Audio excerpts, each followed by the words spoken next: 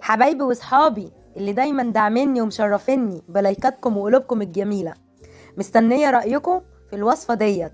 تعالوا نبدأ فيها يلا. معايا هنا 3 ارباع كوباية من السمنة والزيت، حسب ما انتوا عايزين انهي حاجة عندك متوفرة اكتر، السمنة او الزيت. وهمشي بالمقدار بنفس مقدار السمنة ديت، لان انا عندي من كل نوع كوباية. وهنزل بقى بنص الكوباية سكر، وهنزل ب3 بيضات. طبعا هنعاير بنفس كوباية السمنة.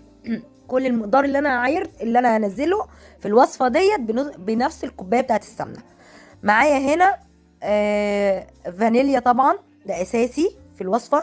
معايا 3 ارباع كوباية لبن.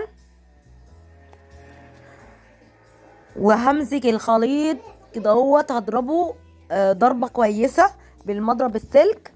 انا اشتغلت النهاردة بالمضرب السلك ده عادي، ولا طلعت خلاط ولا طلعت عجانة ولا طلعت مضرب كهرباء حتى، عشان اللي ما عندهوش. فانا هضرب كويس كده، هقلبهم كويس لحد ما يختلطوا ببعضيهم والسكر بتاعنا يدوب.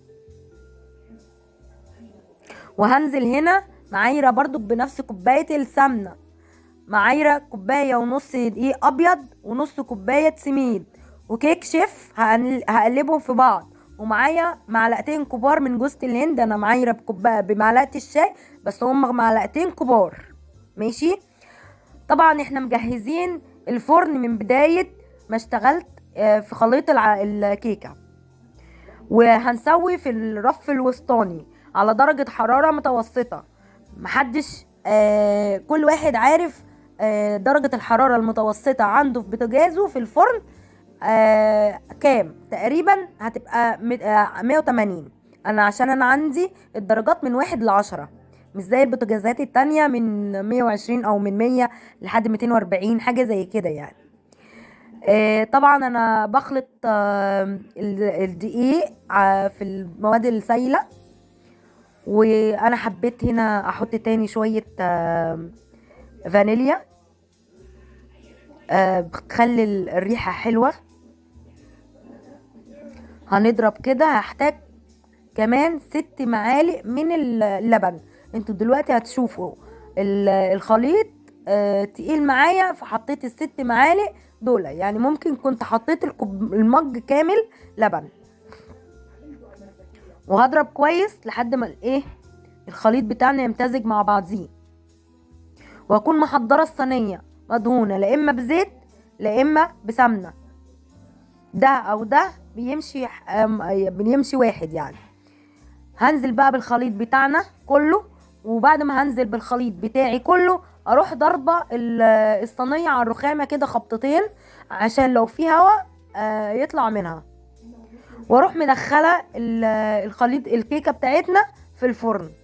واكون مجهزه العسل بتاعنا، كوبايه سكر على 2 كوبايتين ميه. وما بحطش ليمون، انا ما بحبش الليمون في العسل بتاعي. ودايما اقول انا بحط في الاخر فانيليا وسمنه بلدي. اللي ما عندوش سمنه ما يعني بلاها منها، هو الفانيليا وبس. اللي عايز يمشي بطريقتي يمشي بطريقتي ويجرب العسل بتاعي. واللي وصل معايا لحد النهايه يحط لي اللايك، ومستنيه تشجيعكم ومستنيه رايكم وتجربوها. ما تنسوش ام فيروز معاكم في اللايكات والاشتراك في القناه. ودلوقتي بسقي الروانه بتاعتي، كانت هديت شويه والعسل هادي شويه عشان ما تهبطش مني. ومش هحط كميه العسل. وانتوا ذوقكم بقى، وانتوا اللي بتحبوا يعني كل اللي هتعمل كل اللي بتعمل وصفه بتحب عسلها حلو اقل شويه كده يعني. انا عامه ما بحبش السكر كتير في اي حاجه. وادي الروانه بتاعتنا زي الفل. شوفوا شكلها عامل ازاي. الحمد لله وصفاتي كلها ناجحه.